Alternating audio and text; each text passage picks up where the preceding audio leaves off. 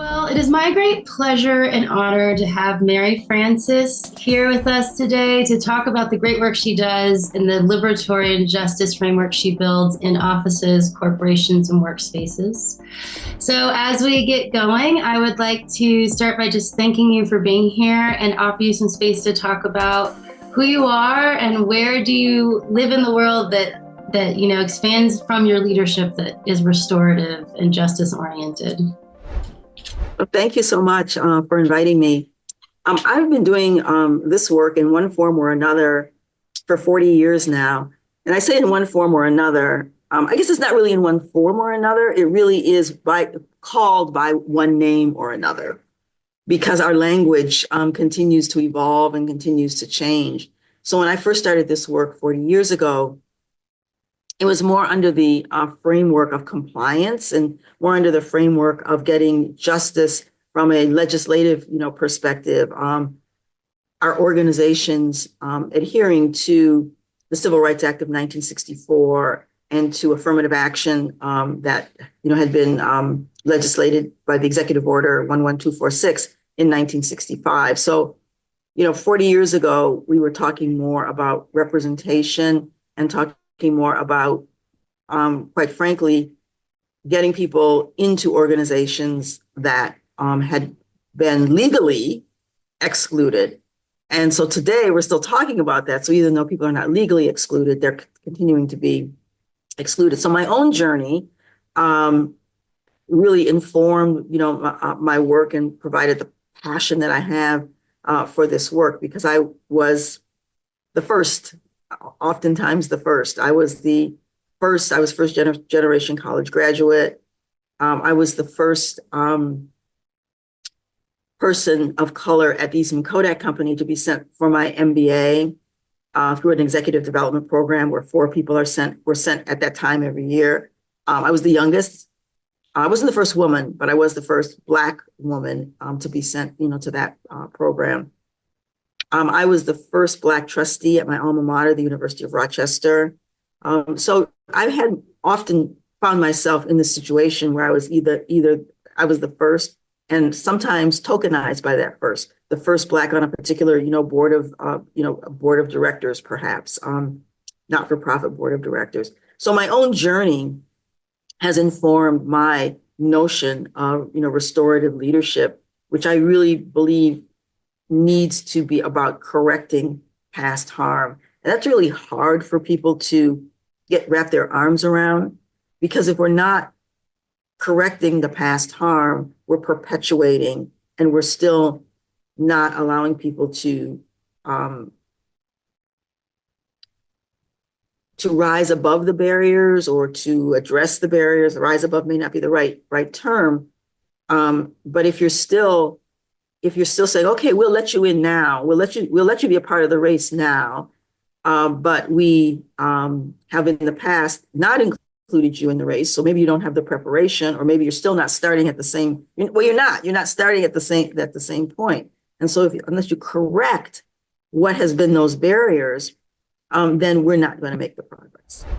So I wanted to start with talking about something I heard you talk about in your How to Heal Our Divides interview. You were sharing about this idea or this notion of you can't treat everyone the same because we're not the same.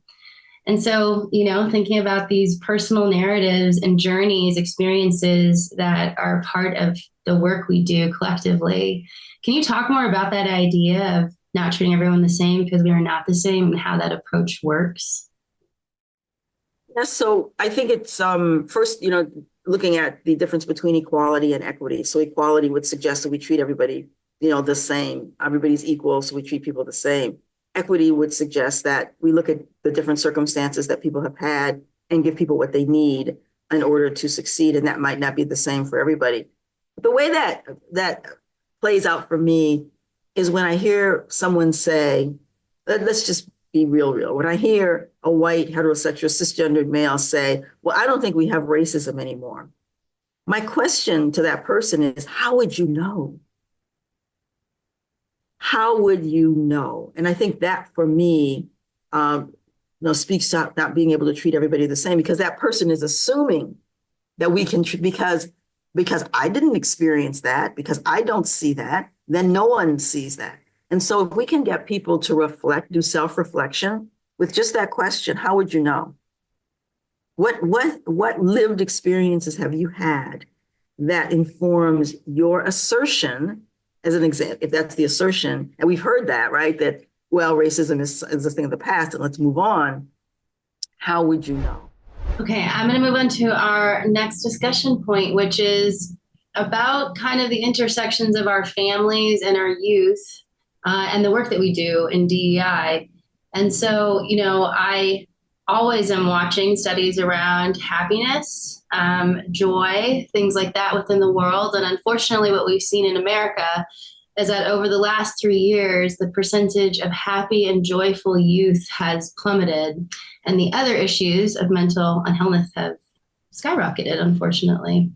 So some of these statistics are that 15 to 20% of teenagers and 29 to 36% of young adults in America are currently struggling with anxiety, depression, and specifically a lack of hope and understanding of how the future is going to turn out well for them. So I would love to have a discussion and hear some of your ideas and thoughts on how our current DEI work that we are doing within group spaces like corporate work environments, how can we consider and start to center and support families, parents, caretakers, and think about more the intergenerational impacts or even opportunities that lie there in the decisions that we make and how we run our work environments? This is a difficult one for me, and I really thought a lot about this one because I think that there are profound intergenerational differences. So I'm a baby boomer, and we were brought up thinking that if you just work really hard, you'll be able to succeed. Also from a corporate, because I came up in more of a corporate environment, there was a workaholic kind of mentality. It was looked upon, negatively if you took off too much time. Those who stayed late in the office were the ones who got rewarded, whether they were really as productive or not, but they were there and showing that they were putting in the effort. And I know that the Gen Zs and Alphas and those new folks coming into the workplace are saying, wait a minute. This is not a way to live. And, they've seen their parents and perhaps loved ones be overworked and result in, in health issues. So I think that we're in this transition right now, and I'm wrestling with it myself because I still do tend to be, somewhat of a workaholic, and I still tend to, question some of the younger people on my team who just seem to have a penchant for needing to rest. We have quarterly wellness days. We have 3 weeks of vacation. We take summer Fridays. We take the month of December off. And it's like, wow. To me, I'm just gonna be real honest with you. To me, that's that's a lot. The idea that depression and I just feel so sad that that depression is so rampant and anxiety. I have a team full of people who are diagnosed with various forms of those kinds of diagnoses, and so I think that I know for me it was really my faith and being able to turn within, and I don't know, having had parents who, I was adopted, so I don't know my biological family, but I have parents who, my mother had this philosophy. It wasn't, I can't do this, but it's how can you? It was always how can you? So I don't know. I just really struggle a lot with the number of people who have therapists. Everybody today has a therapist. I've never had a therapist. I'm not saying it's right or wrong, but I've just never had a therapist. So I want to talk to you a little bit about having fun and the connection to DEI engagement in workplaces. I think we're all looking for how to incorporate those ideas together in the sense of making people want to continue to engage. So I'm wondering if you have any ideas about incorporating fun and playful elements into DEI initiatives that build stronger relationships or enhance engagement just across the organization. Yeah, I mean, I think you can build trust by having fun. Having fun can support building trust, right? If I can laugh with you, if I can engage with you in with something that, quote, I'm going to put the air quotes around silly, but something that's not necessarily serious, then I think you begin to break down barriers, because that helps to show some commonalities, right? We can laugh at the same thing, right? Because understanding DEI really is about understanding our similarities and our differences. But if I can create a bond with you, around something that we both enjoy, around something that brings us both joy, that's the connection. And then perhaps we can start to talk about our differences. And so our bold inclusive conversations model, which comes from my book, We Can't Talk About That at Work, How to Talk About Race, Religion, Politics, and Other Polarizing Topics, speaks to the need, before we can have the more difficult conversations, to be able to come to some kind of common ground. What is it that we agree on? What is it that we have in common? What is it that we can, build? Because you can have disagreements with people that you trust, right? Because we shouldn't be saying we all have to agree on this, on everything. However, it's much more difficult to have a conversation with somebody that you don't really trust, that you don't really feel that they have your best interest, right? And so it's just this contentious, us and them. But if we built a foundation, and part of that foundation is around being together in fun, being together in enjoyment, I think that will go a long way to being able to then have some of the more difficult conversations. I know I can trust you because I know that you have this humanity in you, that you have this core in you that says, I can laugh at myself, I can laugh at things that are funny, we can engage in a game, or whatever it might be, and recognize that we're at the same, we're vibing and we're connecting, right? And so then it makes it easier to have the more difficult conversations. So what are some of the things that we've done, to do that, to engage in fun? I think at the Winters Group in our organization, we have our Slack channel, and we have different channels in Slack where people just post things that are really hilarious or funny that they see online, and we laugh about it. We have a motivational moment in our team meetings, and oftentimes the motivational moment is something that you can relate to from a more of a fun perspective, like a little game or something, or right. So I mean, I think that there are ways that organizations and teams can incorporate fun while you're learning, right? You can be, doing like a Jeopardy kind of thing or something around some topics or something. So yeah, I mean, in our company, people talk a lot about their pets, their dogs and their cats and their pets, and show hilarious pictures of what their pets are doing or have done. Well, you kind of helped segue us thinking about your second edition of your book, We Can't Talk About That at Work, How to Talk About Race, Religion, Politics, and Other Polarizing Topics. Congratulations on the second edition of that. It's really cool. Thank you. I'd like to know a little bit about just what inspired that, and what from your own experiences at work or working with clients inspired the topics and the conversations that you put within the book. Yeah, so we've been going through so much in the external world. So the first time I wrote the book was in 2016. And so we were seeing at that time still, a lot of the police brutality and the killing of unarmed people of color in various communities. And people were coming to work traumatized in some ways. Some people were traumatized because, it's like, it could be me and I can't concentrate on my work.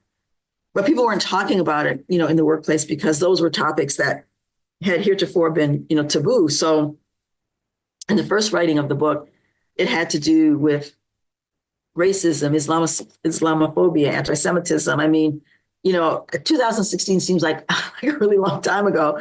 But, that's when Trump was first, elected, during that era, and all Mexicans are rapists was one of the first things that he came out and and said in his campaign, and so we started this. Well, we didn't start, but I mean, this climate of hate and polarization just got so intensified, and these were things that people were bringing into the workplace, because you can't help but bring things in the workplace that that impact you, and so we had listening sessions and interviews with people. I was remembering a young Muslim man who said that he was afraid to stand at the DC Metro. He was afraid to stand close because somebody might push him in, because that had happened. I mean, somebody had seen somebody who identified perhaps with a hijab. I don't know, but there was some physical identification that they knew that person was Muslim and was physically harmed. And so people, rightly so, worry about, am I going to be able to go to work and come home, safe? And so the things that we can't talk about, race, religion, politics, and those were things that, over my 40 years, for most of them were taught, don't talk about those things at work. Well, like fast forward to, 2020, it was 2023, it was Roe v. Wade, was it 2022 or 2023? And so politics, I mean, that's politics, right? And that impacts women and women in the workplace. And so if I can't get reproductive health, and so organizations were saying, we're going to pay for women to go to states where, right? So you can't not talk about politics in the workplace, because that is politics, because the Supreme Court ruled, right? And so that's just one example, but there are other, trans rights and bathroom, bans and issues, and who can use. Those are all issues for the workplace. But they're political issues, and so you can't talk about politics in the workplace anymore. It's just impossible, right? And so the book points out that we should be talking about these issues at work, because people spend a good deal of their lives in the workplace if they're lucky enough to to have a job, but they spend a lot of time in the workplace. And so you're asking them to leave those concerns at the door and not think about them. No, let's create spaces within the workplace where we can have discourse to foster greater understanding, to lift up different ideas and thoughts that are, in a respectful way. But can I listen to somebody who has a diametrically opposed view to me? That's what I need to learn to do. I need to learn to listen to them. I may never agree with them, but somebody got their worldview from somewhere. It didn't come from nowhere. Where did they get that particular worldview? Today we have, Israel, and we have so many things, but, Israel and Palestine. I mean, so there are people who are just entrenched, right? If you, and we see the anti-Semitism, we see the Islamophobia, we see that going on for people who, and so this book is really about how do we sit down with our differences and have a conversation. Where's our common ground? That's what I was talking about earlier. Where's our common ground? Do we all agree that it is unconscionable to kill innocent people, whoever they are, whatever label they have on them, whatever label we've put on them? Can we all agree that that's wrong? I want to continue kind of down this path of the work and the experience and expertise and wisdom, frankly, that you've already been sharing through what you do, and talking about the racial justice book and how that really is, in my opinion, an amazing blueprint for how to be a restorative leader and a restorative participant in the workplace. So I was hoping you could just talk to me a little bit about that, about the book a bit, but also in connection to this idea of how we want to build restorative leadership in spaces. Yeah, so the reason for that book, and it's authored by me and 11 members of the Winters Group team, was to really try to get at systems, really try to get underneath, what's perpetuating the inequities, and how do we work at those systems. Oftentimes in DEI work, people work in HR. They work at it from an HR perspective. And that's one lens, to look at it.